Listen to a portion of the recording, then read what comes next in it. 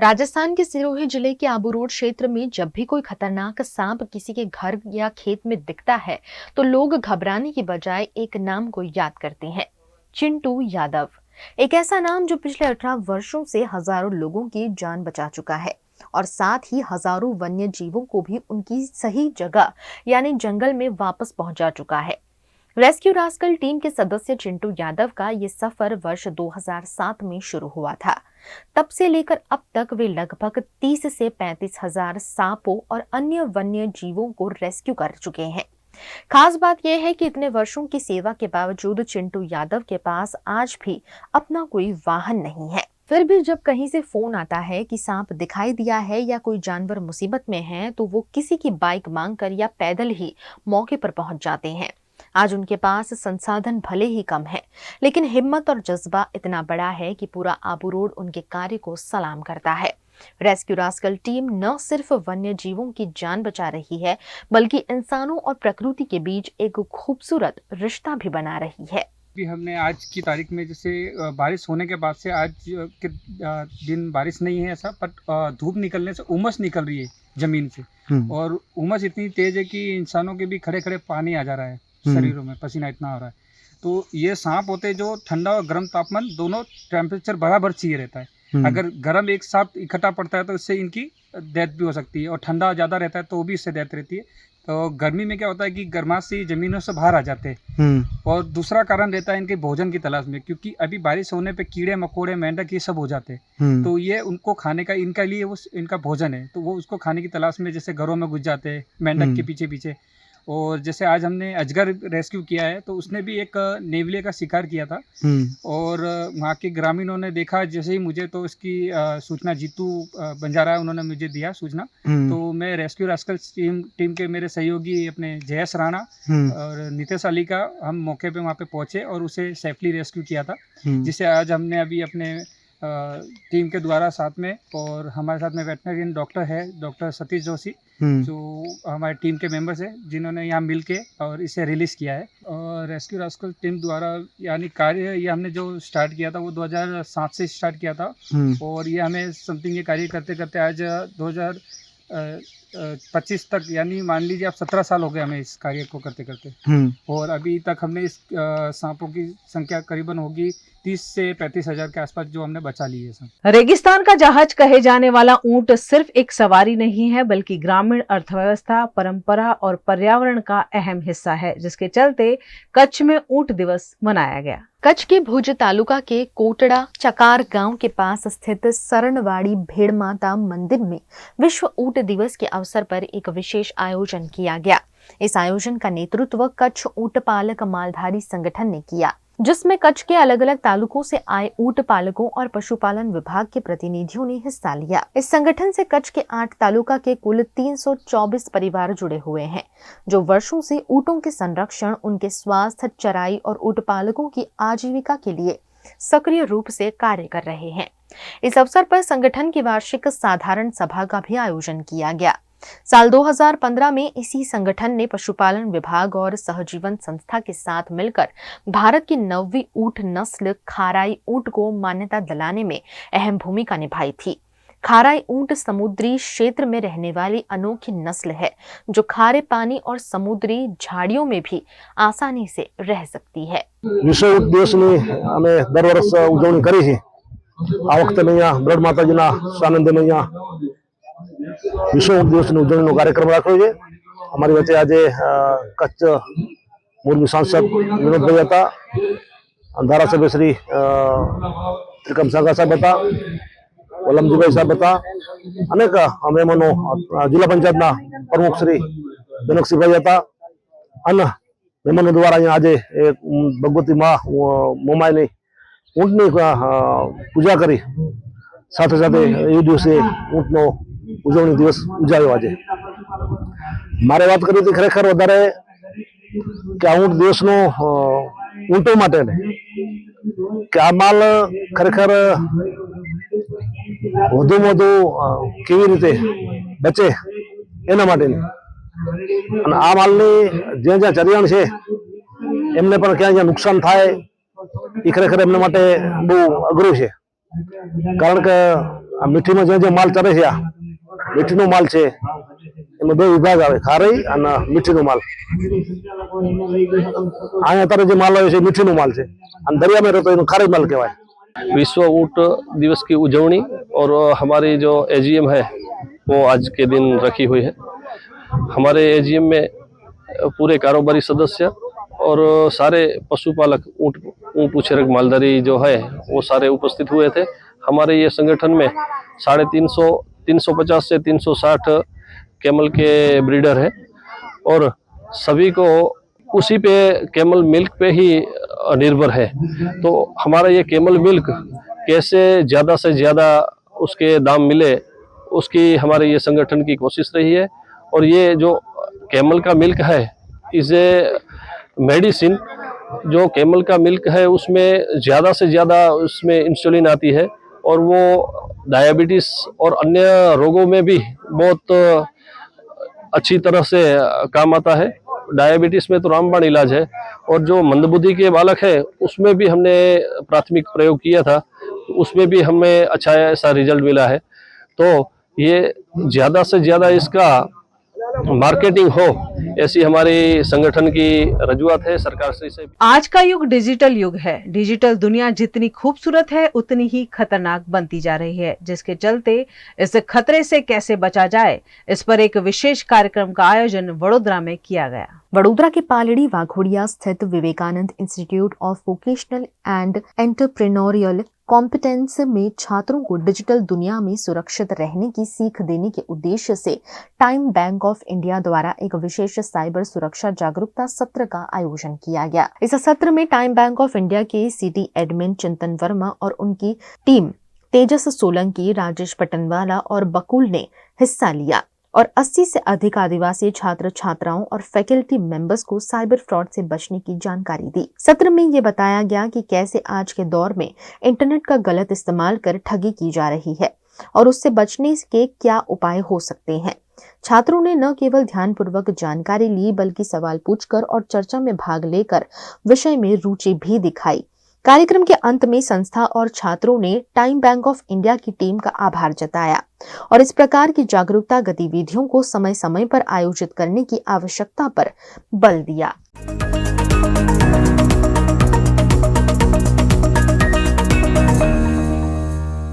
वडोदरा में लगातार दूसरे दिन स्कूल को बम से उड़ाने की धमकी का मामला सामने आया है. रिफाइनरी क्षेत्र की एक सीबीएसई स्कूल को ईमेल के माध्यम से ये धमकी मिली, जिससे पूरे प्रशासन में हड़कंप मच गया है. आज सुबह 7:35 पर वडोदरा की रिफाइनरी सीबीएसई स्कूल के प्रिंसिपल को एक ईमेल प्राप्त हुआ, जिसमें लिखा गया था कि स्कूल में बम रखा गया है और वो जल्द ही फट जाएगा. जैसे ही प्रिंसिपल ने मेल पढ़ा, तुरंत पुलिस को सूचित किया गया. मात्र 10 मिनट में पुलिस, बम स्क्वाड और डॉग स्क्वाड की टीमें मौके पर पहुंच गई. घटना की गंभीरता को देखते हुए Jawahar Nagar police, crime branch, fire brigade और सीआईएसएफ जवानों को भी बड़ी संख्या में स्कूल परिसर में तैनात कर दिया गया. क्योंकि ये स्कूल रिफाइनरी क्षेत्र में स्थित है, इसलिए सुरक्षा व्यवस्था और भी सख्त की गई है. રિફાઇનરીની જે ઇંગ્લિશ મીડિયમ સ્કૂલ છે એમાં મેલ આવેલો છે બોમ્બ થ્રેટનો. ઉમર ફારૂકના નામથી આવેલો છે, જે કાલ નવરચનાના પેલા સ્કૂલમાં આવેલો તો એ જ પ્રકારનો મેલ છે.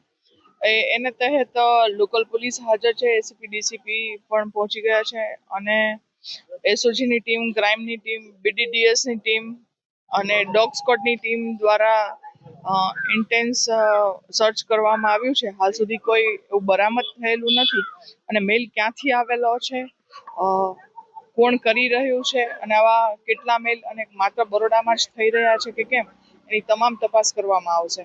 સાયબરની ટીમ પણ આ બાબતે તપાસ કરશે. ઉમર ફારૂકના નામથી મોકલેલો છે. આ બાળકો હતા, 375 જેટલા બાળકો હતા. બાળકોને ઇવેક્યુએટ કરી અને તરત જ બીજા ડેસ્ટિનેશન પર લઈ જઈને એના પેરેન્ટ્સને સોંપી દેવામાં આવે છે.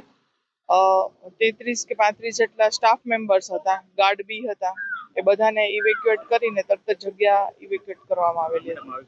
VNM Foundation, transforming lives, empowering communities.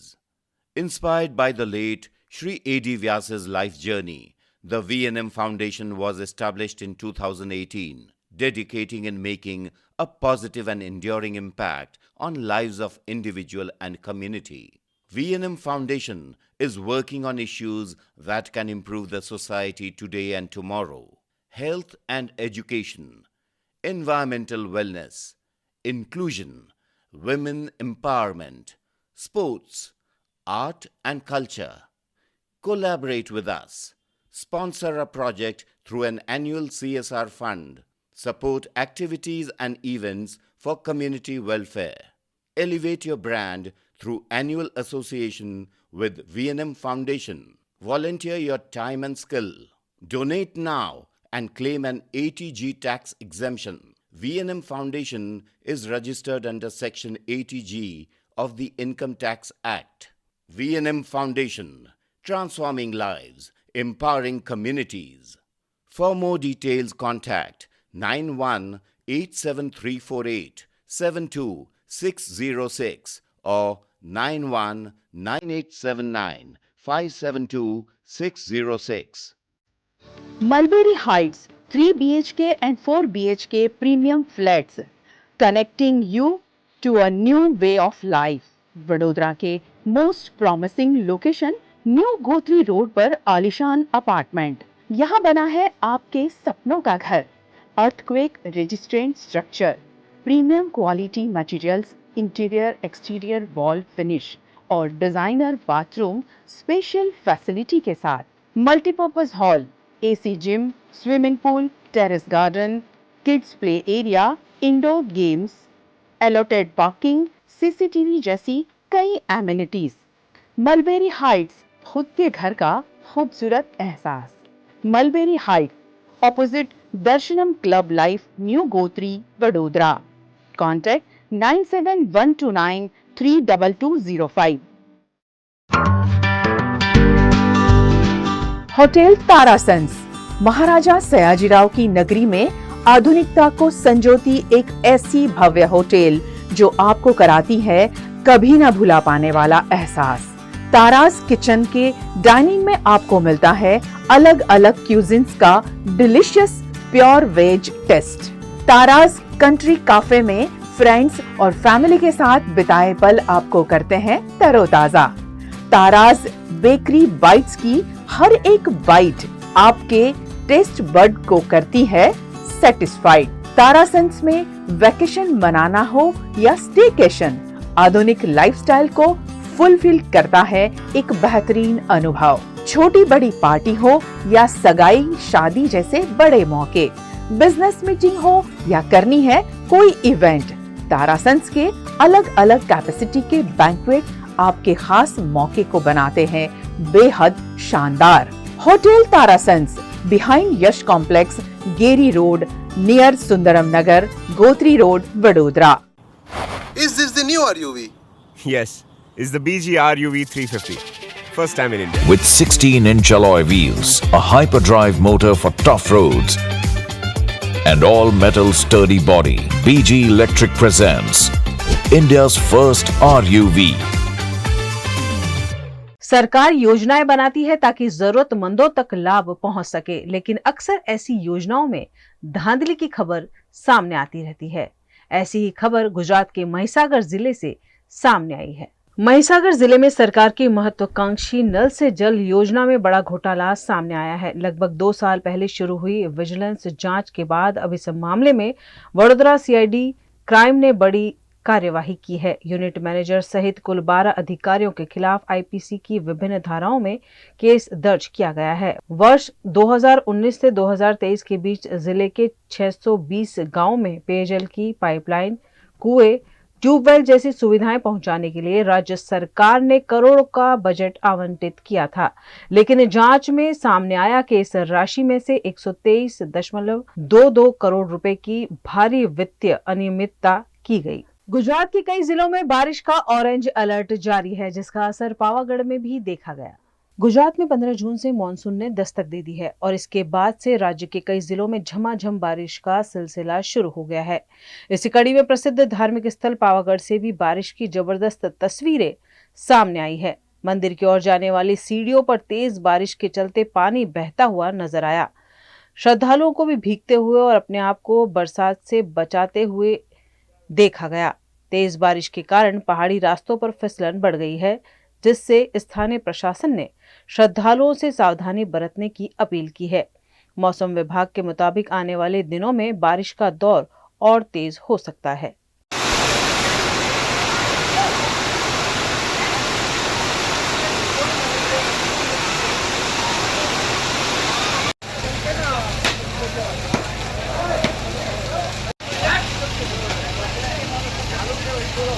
अमेरिकी राष्ट्रपति डोनाल्ड ट्रंप की मध्यस्थता के बाद ईरान और इजरायल के बीच जारी जंग थमने के आसार नजर आ रहे हैं।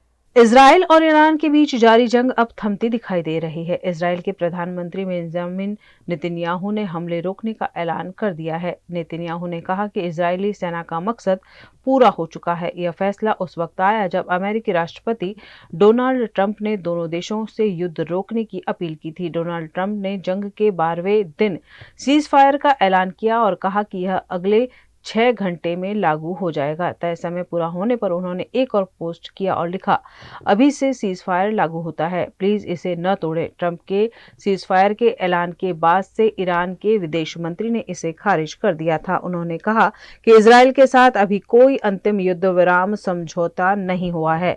अगर इजरायल हमले रोक देता है तो ईरान भी हमले नहीं करेगा।